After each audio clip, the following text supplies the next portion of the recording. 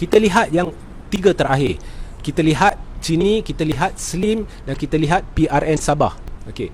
Kita mula dengan Chini. Chini itu kubu kuat Najib, bukan hanya kubu kuat Barisan Nasional tapi kubu kuat Najib, sebab Chini itu terletak dalam kawasan Pekan. Jadi pada ketika pilihan raya Chini, memang jentera Barisan Nasional dan dana yang ditaburkan terhebat, tidak pernah dilihat sepertinya sebelum ini. Dan memang kempen tu dahsyat, sungguh dahsyat kempen tu.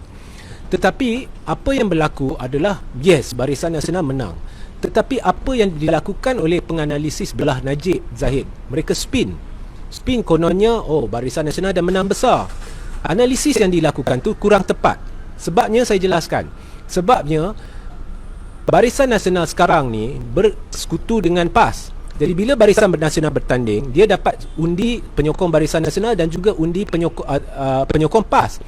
Sebelum pilihan raya, Barisan atau UMNO dengan PAS juga bersekutu, tetapi persekutuan mereka bukanlah seperti sekarang ada Muafakat Nasional. Dulu tak ada. Jadi persekutuan dulu tu PAS bertanding, UMNO bertanding walaupun bersekutu. Jadi kita tak boleh bandingkan undi UMNO dulu dengan undi UMNO sekarang di Chini. Kita kena gabungkan undi PAS dengan UMNO sebelum PRU 14 di Chini, dan kemudian bandingkan dengan keputusan terkini Chini oleh UMNO yang juga dapat sokongan PAS. Bila perbandingan dibuat sebegitu, kita nampak UMNO peningkatan dia kosong.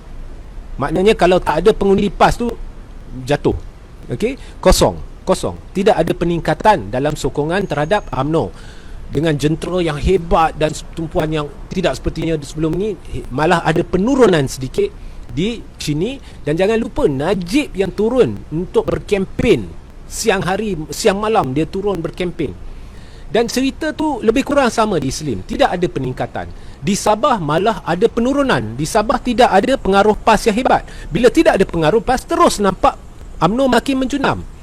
Jadi sebenarnya Zahid dan Najib ni dah nampak, dah akur, dah cuba sedaya upaya. Propaganda mereka selama ni semuanya tak berjaya. Jadi secara senyap dah akur bahawa Barisan Nasional prestasi dia akan menjunam lagi di PRU 15. Oleh kerana PRU 15 dah dekat, saya jangkakan bulan Februari atau Mac, ada yang katakan sebelum Jun. Okey, apa pun, kalau kita boleh anggap kita dah ada di ambang PRU 15. Oleh kerana dah sampai tahap tu, maka sudah akurlah pihak-pihak di dalam tim A ni bahawa Barisan Nasional ni tidak mungkin akan dapat pegang kerajaan persekutuan, malah akan menjunam lagi.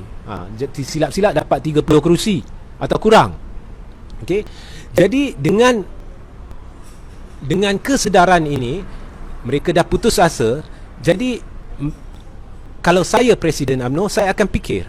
Apa yang saya akan fikir? Saya akan fikir, okey, kita dah cuba sedaya upaya, tapi nampak sangat lebih ramai Melayu Islam akan pinggirkan kita.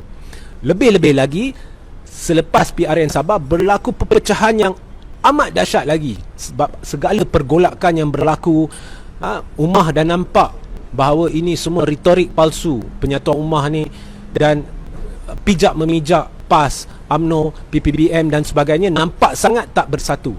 Jadi bila dah tahu bahawa ada sebilangan Melayu Islam yang tidak akan menyokong UMNO, jadi UMNO mungkin berfikir, atau kalau saya Presiden, saya akan berfikir, adakah saya nak ambil risiko mungkin 20% akan tinggalkan saya sekiranya saya kerjasama dengan DAP, sebab sekiranya saya ambil risiko ini, walaupun saya hilang 20% atau 15% pengundi Melayu Islam atau lebih, tapi saya akan dapat hampir semua undi Cina.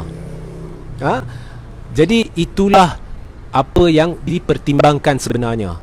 Bila Zahid sebut pertimbangkan kerjasama dengan DAP atau Pakatan Harapan ni, sebenarnya pertimbangannya adalah bolehkah kita tanpa undi Cina ni, Barisan Nasional menunjukkan peningkatan sampai boleh pegang negara, atau perlukah kita bergantung kepada undi Cina?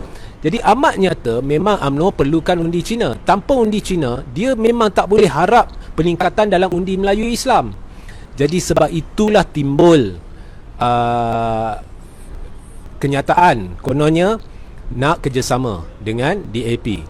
Kenyataan ni diambang PRU15. Maknanya Zahid dah sedia tahu benda ni akan didengar oleh pengundi Melayu Islam dan ramai akan hampa kecewa dan akan tolak UMNO selepas ni, biar kerjasama dengan DAP ke tak kerjasama, sebab ramai dah tahu bahawa memang benar apa yang dikatakan oleh Regi J. Ritaudin bahawa ini semuanya UMNO ni selama ni kencing kat rumah. Tetapi apa pun saya mungkin hilang lagi 15% undi Melayu Islam, tapi di sana saya ada kemungkinan dapat balik seluruh atau majoriti undi Cina jika bekerjasama dengan DAP. Jadi logiknya kerjasamalah dengan DAP. Itulah yang kalau saya Presiden UMNO, itulah yang saya akan pertimbangkan. Nampak? Ini adalah political survival beberapa individu dalam tim A yang hanya ini memikirkan diri sendiri nak selamatkan Tengkuk, sebab mereka tak boleh tunggu lama. Okey, sekarang perancangan untuk membentuk gabungan Pakatan Harapan dengan Barisan Nasional gagal sebab UMNO menjadi bergolak selepas Zahid mencadangkan perkara tu. Ya, memang bergolak, tapi benda ni dirahsiakan dari umum. Dan DAP juga bergolak selepas Ngakomeng cadangkan kerjasama dengan UMNO. Jadi akhirnya tak jadi. Bila tak jadi, Zahid dan Najib terpaksa menekankan perlunya diadakan pilihan raya awal. Sebab risikonya lebih baik kita adakan pilihan raya awal daripada kita tunggu, sebab kehakiman ataupun keputusan dalam kes rayuan Najib dan keputusan dalam kes rasuah Najib Zahid ni tak lama lagi. Tak boleh tunggu lama untuk pilihan raya ke hujung tahun 2021 atau 2022 atau 20, tak boleh. Dia kena pilihan raya awal. Jadi kena juga bubarkan parlimen. Okey. So itulah pertimbangan ya nak undi Cina. Semuanya perjuangan peribadi, bukannya perjuangan Melayu Islam, bukannya perjuangan agama, bangsa, negara, bukannya perjuangan penyatuan ummah, perjuangan peribadi selamatkan Tengkuk. Okey, nampak tak penjelasan saya ni? Ini pembacaan saya, apa yang jelas di depan mata, apa yang saya lihat. Okey, dan berdasarkan jugalah maklumat-maklumat yang diterima. Okey, so it's a logical political expediency. Okey, untuk berbuat demikian. Zahid sudah pasti tahu ramai Melayu Islam akan frust, tapi dia tahu Melayu Islam sensitif. Tetapi Cina ni walaupun marah dengan DAP sebab berkata demikian, DAP paling busuk-busuk pun akan hilang 10% undi Cina, tetapi dia akan retain hampir semua undi Cina.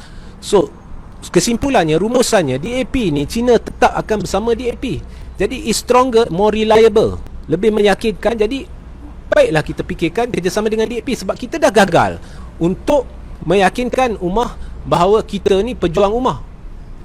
So itulah yang berlaku di Perak. Dan mengapa Zahid kata dia nak kerjasama dengan DAP, yang itu menjawab soalan yang diajukan kepada saya, mengapakah Najib dan Zahid begitu terdesak sehingga sanggup kerjasama dengan DAP.